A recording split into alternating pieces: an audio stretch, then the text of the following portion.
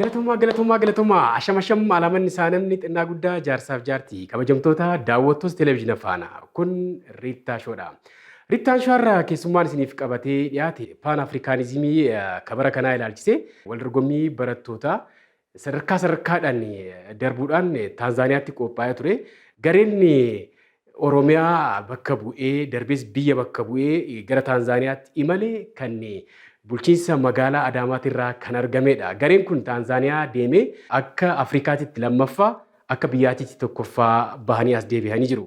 Isa ilaalchisee itti gaafatamaa waajjira dargaggoof ispoortii bulchiinsa magaalaa Adaamaa dargaggoo Jammaraa Baqqalaa haala waliigalaa kanarratti ni haasofna. Qopheessaaf dhiyeessaa Riittaa Taaddalaa gama daarektingiitiin Faayisaa Addunyaa kaameraaf sagaleen Imoonaa Riittaa ispoonsarri uffata kiyya. Magaalaa Adaamaa gamoo Oliyaadii jalatti kan argamu Abbukkii Pirootokool guddaan galateeffadhaani. Ceesiftuu booda Riittaa Shoon keessummaa isaa waliin isin eegaa. Nafaana bu'aa. Abbaa Taayitaa Saayinsii fi Teekinooloojii Oromiyaa qo'annoo fi qorannoowwan saayinsii fi teekinooloojii bulchiinsa gaarii fi tajaajila siistamaa biiroolee hedduuf dalaguudhaan hojiirra oolchee bu'aa abdachiisaa ta'e galmeessisee jira. Hojii daataa seentarii fi Oromiyaa dijitaalisuuf siistamoota hedduu misoomsuun magaalota smaart gochuu keessatti shoora olaanaa taphachaa jira. Musaajiiwwan appilikeeshinoota siistamoo hojii kenniinsa tajaajila ammayyeessan biiroolee hedduuf misoomsee hojiirra oolchee jira. Argannoowwan saayinsii fi teekinooloojii qonnaan bulaa fi horsiisee bulaa keenyaaf fayyadan misoomsuu fi madaqsuun hojii boonsaa hojjechaa jira. Kaaffee saayinsii magaalota hedduu keessatti ijaare wiirtuu kalaqaa ta'uun dargaggoota hedduu oomishaa jiru. Teekinooloojiiwwan damee dinagdee fi fayyaa darbees kanneen biroo deeggaran qorannoo fi qo'annoodhaan deeggaramee misoomsuun hojiirra oolchee bu'aa qabatamaa galmeessisaa jira. Ammas bu'aawwan saayinsii fi teekinooloojii hanga ammaatti argateen daran babal'isee hojiirra oolchuun biyya saayinsii fi teekinooloojiin keessatti dagaagee ijaaruuf kutannoodhaan hojjechaa jira. Abbaa Taayitaa Saayinsii fi Teekinooloojii Oromiyaa. Hayyee kabajamtoota daawwattoota keenyaa kun Riittaa Shoodha televezyiina faanaatiin. Ispoonsarri sagantaa Riittaa Shoo Abbaa Taayitaa Saayinsii fi Teekinooloojii Oromiyaati.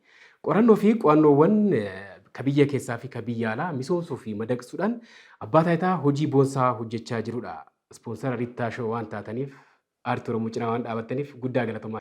Har'a keessumattuu akka biyyaatitti darbees akka naannootitti akka Adaamaatitti injifannoo guddaatu argame. Isa wajjin wal qabatee keessummaa jabaatee tokko nan qaba. Keessummaa kiyya baga nagaan naa dhufte. Galatoomaa. Hayyee sagalee xiqqaatee jira. Meegaanii injifannoodhuma akka waliigalaatti argame kana akka galumsaatitti waan kaasee jira. Eenyu jedhamtaa gaheen hojii keetii maal inni ka jedhu daawwattoota kiyya waliin sirriitti wal bari. Maqaan kiyya Jammaraa Baqqalaan jedhama. Itti gaafatamaa waajjira dargaggoo ispoortii bulchiinsa magaalaa Adaamaati. Tarii gaaffileen asirra jiranii haala waliigalaa Paan Afrikaanizimii kan wajjin wal qabatee kan bara kanaa jechuudha. Taanzaaniyaatti wal dorgommii barattootaa qophaa'e kanarratti akka Adaamaatitti wanta boonsaa ta'e hojjettanii gara naannootti naannoo irrattis akkasuma darbees biyya irrattis akkas injifannoo argamee gara Taanzaaniyaa gariin kun deemee ture. Maaliin injifannoon argamee ka jedhu kanarraa haa jalqabnu daawwattoonni sirriitti akka baran. Injifannoon kutannoo caasaa keenya keessattuu barsiisota, barattoota, hooggantoota ispoortii, qindeessitoota ispoortii, ogeessota sadarkaadhaan jiran humna magaalaa keenya keessa jiru adda baasnee beekuudhaan, deeggaruudhaan, tumsuudhaan humna injifannoodhaaf qophaa'uu qabu qopheeffame akka Oromiyaatti injifannee, akka biyyaattis injifannee humna Afrikaa bakka bu'ee biyya bakka bu'ee Afrikaa irratti injifachuu danda'u kan uumamedha. Kana gammachuun guddaan kan jiru. Waan ajaa'ibaati. Magaalaan Adaamaa akka biyyaatitti waan ajaa'ibaati. Biyyarraa dabartee hanga Afrikaatitti injifannoo guddaadha kan galmeessiste. Namoota qaamolee dhimma kanarratti hirmaattan hunda keessanuu guddaa tokko galatoomaa isiniin jechuu barbaada. Tarii manni barumsaa kun Adaamaa bakka bu'uudhaaf akkamitti filatamee calallee akkamii darbeeti ka jedhu kanallee kaasuun barbaachisaa fakkaata. Sadarkaa magaalaatti humna kana qopheessuudhaaf gannoota 6 ganna 7 ol humni adda addaa irratti hirmaachuudhaan ogeessi waajjira ispoortii barsiisaan hooggansi manneen barnootaa bifa adda addaatiin jiru keessattuu mana barumsaa Gadaa Roobalee irratti kan jiru deeggarsa taasisuudhaan humna ijaaramaa turedha. Humni ijaarame kun iddoo adda addaa jiraatullee humni baay'ee injifachuu danda'u garuu achitti waan argameef humna kana guutummaatti qindeessuudhaan dorgommii shaampiyoona Oromiyaatiif qophaa'ame sanarrattis immoo saas federeeshinii sanarratti injifatanii kan darban jechuudha. Isaan kana qulqulleessuu, qindeessuu, cimsuu keessatti ga'een qaamota qorattoota bal'aa ture. Qaamonni kun galata guddaa qabu. Humna kana biyyaaf qopheessuudhaanidha. Humna kana Oromiyaa bakka bu'anii akka isaan dorgomaniif qopheessuudhaaf humna galata guddaa qabudha. Caaseffama sanaan kan ijaarame qophaa'ee akka inni injifachuu danda'utti leenjifamee ga'ee taphatamedha. Tarii gara Taanzaaniyaatti calalliiwwan amma natti himte kana akka Adaamaatti shaampiyoonaa akka Oromiyaatti darbee akka biyyaatti shaampiyoonaa argataatan booda Taanzaaniyaa dorgomtoota kan immoo hirmaatota ciccimootu jira waan ta'eef kan tanaan dura qophaa'es arginee jirra waan ta'eef kan tanaan dura darbee irratti hirmaannaadhuma akka ta'edha akka biyyaatti keenya kan akka fakkeenyaatti ka'u. Inni baranaa kun garuu osoo akka jalqabbiitti illee ka'ee natti tola. Maaliif qophii guddaa akka taasiftan isinirraa qabee sadarkaatti jechuudha. Adaamaatti qophiin taasifamaa ture maal fakkaata?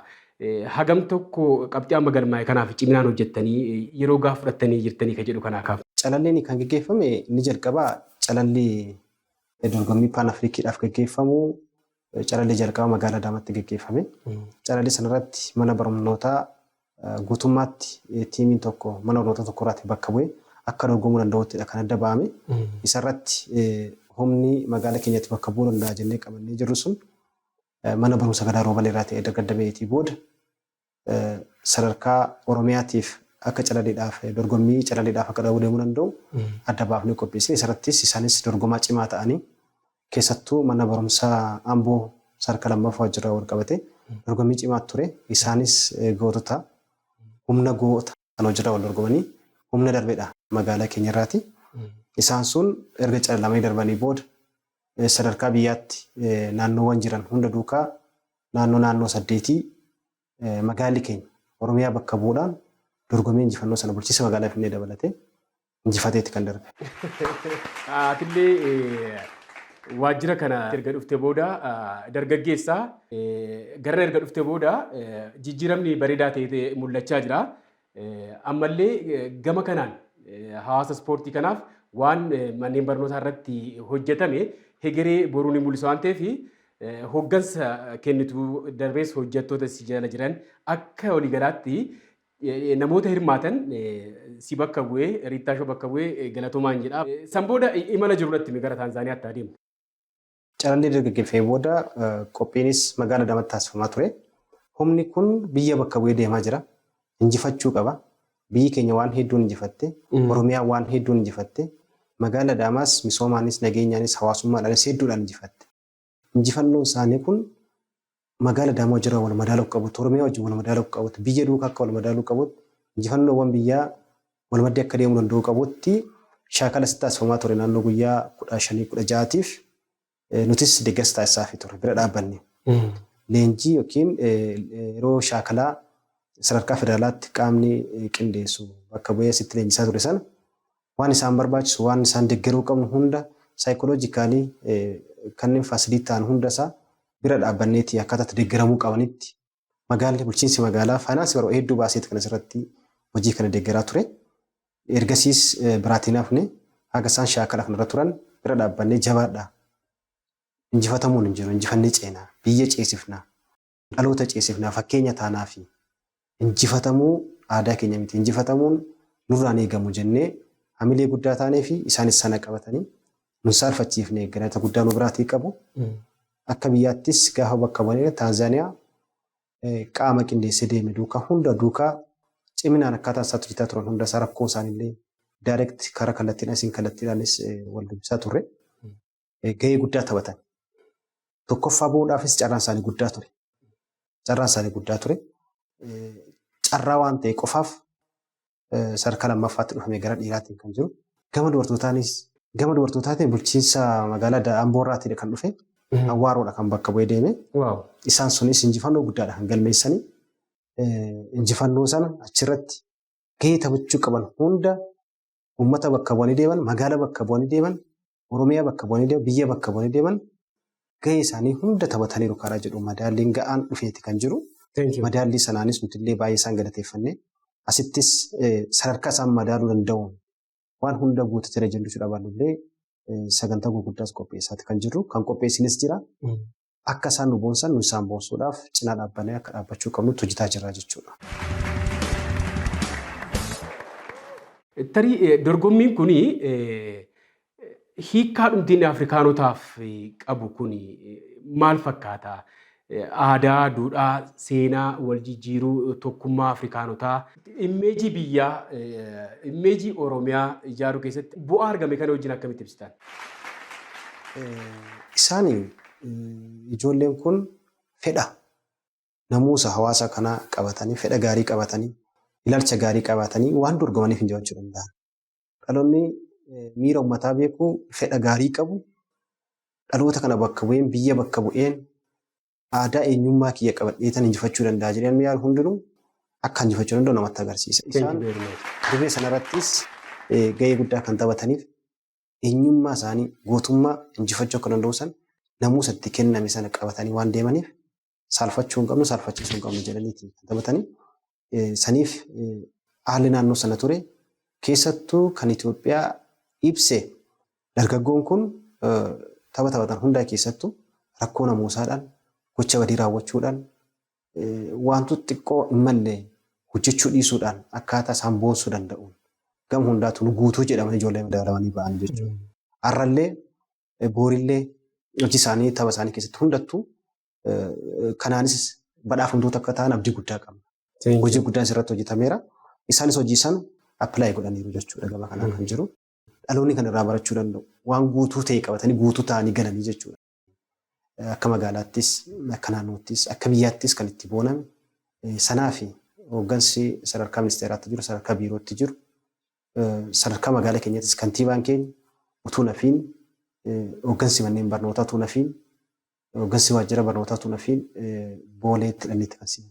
Goota waan ta'aniif injifannoo waan magaala keenya bokkanii biyya bakka bu'anii waan injifataniif sanaan madaalama namuusni isaanii. Sanaan nus isaan siman. Sanaan galatoomaatti hin jennee jechuudha.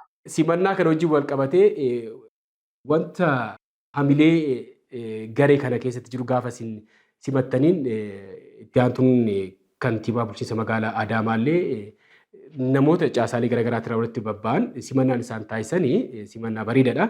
Carruma kanaan itti aantu kantiibaa keenya guddaa galatoomiin siinjaa kabajni ati kenniteef akka bulchiinsa magaalaa Adaamaatitti ijoolleedhaaf hamilee guddaa qaba. Akkasitti wal kabajaa xiyyeeffannaa walii kennaa deemuun boruuf namni kutatee Adaamaadhaaf gama hundaan akka hojjetu taasisa waan ta'eef galatoomiin siinjaa. Hayyee walitti deebinee jirra. Ispoonsarri sagantaa kana abbaa taayitaa saayinsii fi teekinooloojii Oromiyaati. Dhimmoota hawaasummaa garaagaraa irratti hawaasa isaa kan tajaajilaa jiru. Qorannoo fi qo'annoowwan saayinsii fi teekinooloojii kan biyya keessaa fi idil addunyaa madaqsuu fi misoomsuudhaan hawaasa isaatiif hojii boonsaa hojjechaa jira. Cinaattis aartii kana deeggaraa jira. Guddaa galatoomaa siin jenna. Mee jamme qophichi kun Paan Afrikaa kanarratti Taanzaaniyaa irratti qophaa'uun isaa walitti dhufeenya kana wajjin wal qabatee kubbaa waan akkasii taphachuu qofa osoo hin ta'in maal keessatti dabarsanii dhufanii jettee yaadda? Inni guddaan isaa tokkummaa uummattoota gurraacha kana akkaataa fiduu danda'utti tokkummaa barattootaa, tokkummaa dargaggootaa keessattuu aadaa, duudhaa, eenyummaa, gootummaa Afrikaanotaa akkaataa ittiin fiduu danda'uun giddu galeessa godhatamee xiyyeeffannoodhaan irratti hojjetamaa ture. Inni kun walitti dhufeenya dargaggoo keessattuu dhaloota haaraa kana ijaaruudhaaf xiyyeeffatamee waan hojjetamaa jiru waan ta'eef isaan olitti aadaa ispoortii manneen barnootaa keessatti maal ta'uu qaba? Hagam lafa qabachuu qaba? Hagam dhaloonni sanaan cimaa jira? Akka biyyaatittuu amma Piraayim Ministeerri irraa qabee dakatti yoo sirriitti hojjetamee akaadaamiiwwan dargaggoon akkasitti bahan kun babal'achuu akka qabu waan isaan jalqaban tibba kana dhagaa jirra. Bu'aan amma argame kun ammoo caalmaatti leecalloota kaka'umsa akka biyyaatti jiru kana ni dabala jedhee yaada. Akkuma deeggarsa mootummaan keenya taasisaa jiru keessumaa muummichi ministeeraa keenya giddugala oomishuu irratti. Magaalaa Finfinneetti waan oomishamaa jiru waan fakkeenya gaarii. Nus bifa sanaan dhaloota kana oomishuu qabna. Akkuma gaafa dirree kana ijaartu dhaloota ijaaruudhaaf. Dhaloota immoo gaafa ijaartu biyyaaf qopheessuudhaaf, booriif qopheessuudhaaf. Nus magaalaa keenya keessatti hojiiwwan sana akka hojjennuuf kan nu gargaaru fakkeenya gaariin akka jiru ta'e isaan kun waan guddaa waan namatti agarsiisu waan ta'eef gama kanaan ijaarsa guddaa jira jechuudha. Qabxiin amma galmaa'e kuni seenaa keessatti namoonni baay'ee inni jalqabaa akka hirmaannaatti qofa akka ilaalamudha. Amma immooti ciminaan hojjetamee bu'aan kun argamuun isaa waan boonsaadha. Hegeree barattoota irratti ciminaan akka hojjetamuu qabu kan agarsiisudha. Oromiyaan illee bu'aa yookaan immoo galtee guddaa taatee jirti biyyaaf. Maaliif boru dargaggoonni ciccimoo muuxannoo akkasii qaban umurii kanatti boru gara kilaboota gurguddaatti faffaca'an Oromiyaa kana caalaa Itoophiyaa kana caalaa beeksisuu danda'u waan ta'eef manneen barnootaa irratti ka'umsi waa hundaa mana barumsaa waan ta'eef gama ispoortiin illee jijjiiramni jiru akka Oromiyaatti jabaadhaati hojjedhaa ijoollee ciccimoo Itoophiyaa waamsisan Oromiyaa boonsan wanti amma mul'ate kun agarsiiftuu ni ta'a waan ta'eef. Seenaa jiru keessatti yeroo lammaffaatiif kan hirmaanne. Inni bara darbee yaaliidhaaf almost hirmaachuu waan qabu hirmaatameera. Inni bara kanaa garuu sadarkaa olaanaa irratti injifatanii darban. Sadarkaa olaanaa irratti injifatanii. Sadarkaa olaanaa irratti injifachuu jechuun waan salphaadhaa miti. Dadhabbii gaafata, carraaqqii guddaa gaafata, humna guddaa baasuu gaafata. Sanaan kan injifatan waan ta'eef hojiin asirratti hojjetame waan xiqqaa miti jechuudha. Bu'aan argame kanatu caalanaa jechaa jirta jechuudha. Bu'aa guddaa dachaa ta'edha. Keenya kun xiqqoo ishii dibbeen ittiin dhahamu. Oromoon fi Oromiyaan biyya Itoophiyaa kanaaf gama hundaan gaara kanallee diiganii badaa dibbeen hin dhaamu. Nuti immoo amma danda'amaa ta'etti irratti ni haasofna. Amma wanni kun jijjiiramutti malee duubatti hin jennu waan ta'eef qabxii guddaa akka Afrikaa akka Itoophiyaatti tokkoffaa akka biyyaatti akka Afrikaatti lammaffaa ta'anii ijoolleen kun gaafa dhufan sooshaal miidiyaan xiqqoo hin dhiphanne keenyas xiqqoo ishee dibbee hin dhoofne na fakkaatu waan ta'eef kun immoo hamilee ijoollee irratti darbes hamilee hawaasa ispoortii kana irratti dhiibbaa hin qaba waan ta'eef nuti garuu garee garas deemee bu'aa abdachiisaa fi guddaa ta'e kana galmeessee dhufe kanaaf taphattootaaf hunda keessaniifuu kabaja guddaa isiniif qabna.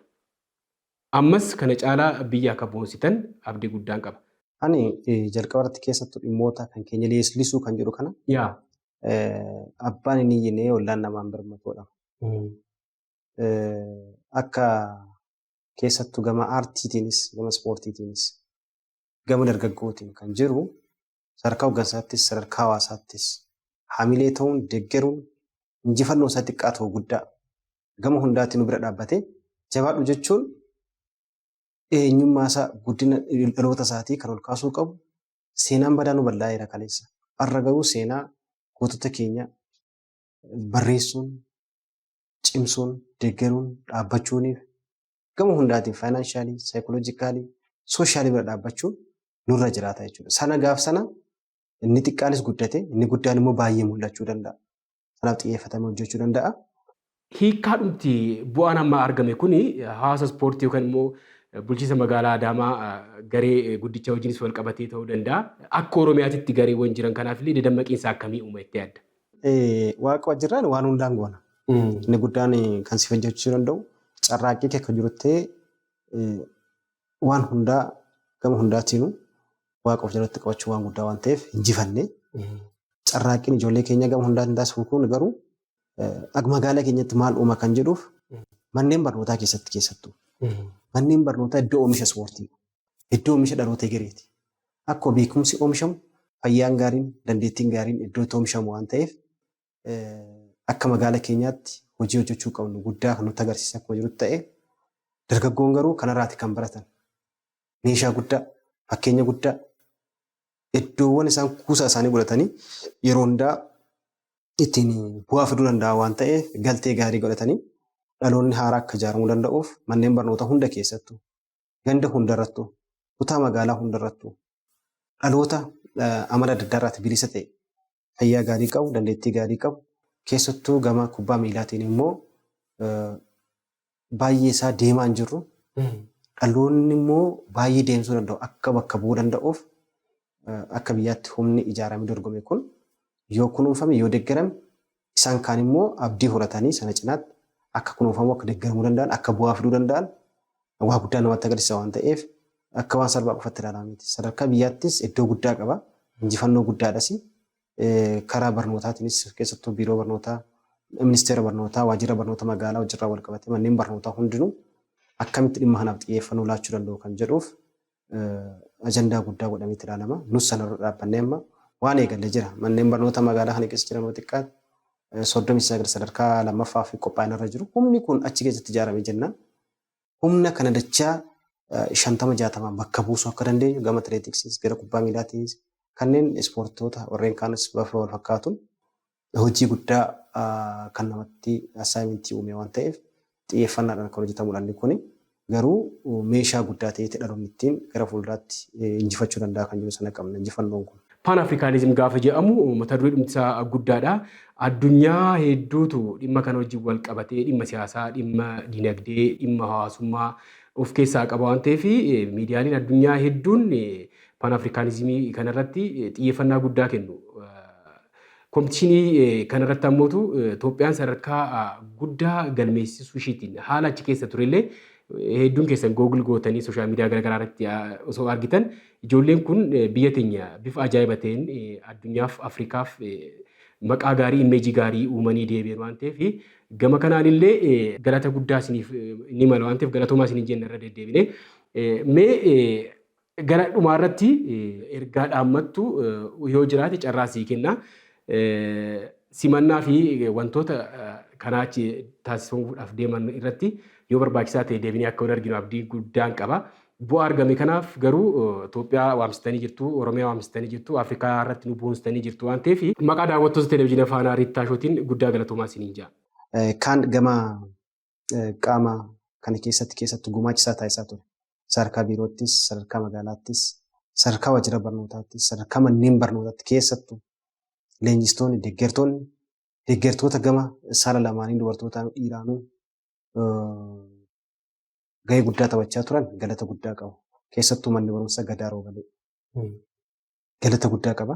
Sadarkaa magaalaattis, waajjirri barnootaas, waajjirri kantiibaas yeroo dorgommii sana keessatti faayinaanshalii keessattuu cinaa dhaabbachuudhaan mooraalii dargaggoo bira dhaabachisanii, hooggansa bira dhaabachisanii akka isaan ciman, akka isaan onnatan taasisuu keessatti qaamni adda addaa gahee taphachaa ture. Akka waajjira dargaggoo ispoortiittis guyyaa tokkotu biraan fi injifannoo kanaaf akka isaan ga'aniif tumsa gochuu qabna hunda taasisaa turre. Gama kanaan qaamni gahee isaa baachaa ture hundinuu akka mana hojiittis galata guddaa qabnaaf, kabaja guddaa qabnaa fi ammas dhaloota kana qopheessuun deeggaruun akka nurraatti eegamu ergaa kiyyeessumaan dabarsa. Cimnee dhaloota kana bira dhaabbachuu qabna, cimnee dhaloota kana deeggaruu qabna, cimnee dhaloota kana ceesisuu qabna. Kufaatii amala badaa keessaatii baasuu qabna. Isa kufeessi akka ittiin kufnes immoo deeggaruu danda'u nurra jiraata kan jedhu sanan qaba. Guddaa galatoomii. Jame kanarra waan kun jalqabbii keeti haalli jiru akka waajjiraatitti jijjiirama guddaa galmeessaa jira. Tiimiidhuma guddichaallee akka nu jabeessitu abdii guddaan qaba. Haalli jirus amma akka gaarii ta'e abdiin qaba. Inuma ilaalaan jira. Caalmaatti sagantaa guutuu tokko nama dabalataa si wajjin affeeree waa'ee tiimii keenya isa guddaa kan bulchiinsa magaalaa Adaamaa jechuudha. Isa irratti illee hawaasni hagam tokko cinaa dhaabachuu qaba. Hanqinni jiru maalinni gama deeggartootaatiin jiru maalinni. Isa irratti immoo deebinee akka wal arginu abdii guddaan qaba. Har'aaf garuu guddaa galatoomi siin jaa. Isinis affeerra na taasiftanii baay'ee galatoomaa isin jedhu. Of galee hayyee. Kabajamtoota daawwattoota kennaa turtiin itti gaafatamaa waajjira dargaggoo ispoortii bulchiinsa magaalaa Adaamaa dargaggoo Jammaraa Baqqalaa waliin injifannoo Pan Afrikaanizimii irratti Taanzaaniyaa irratti gareen Adaamaadhaa biyya bakka bu'ee deeme ilaalchisee simannaa isaa fi qabxii argame kana irratti turtiin taasifne kana fakkaata. Qopheessaaf dhiyeessaa Riittaa Taaddalaa ispoonsarii sagantaa kanaa abbaa taayitaa saayinsii fi teekinooloojii Oromiyaa daayireektar kiyya Faayisaa Addunyaa kaameraaf sagalee Nimoonaa Riittaa ispoonsarii uffata kiyyaa magaalaa Adaamaa gamoo Oliyaadii jalatti kan argamu abbuukii pirootokool guddaan galateeffadhaani. Torban keessummaa kabira taphoota babbareedoo kanneen birootiin haga walitti deebinutti horaanaa bulaa. Abbaa taayitaa saayinsii fi teekinooloojii Oromiyaa qo'annoo fi qorannoowwan saayinsii fi teekinooloojii bulchiinsa gaarii fi tajaajila siistamaa biiroolee hedduuf dalaguudhaan hojiirra oolchee bu'aa abdachiisaa ta'e galmeessisee jira.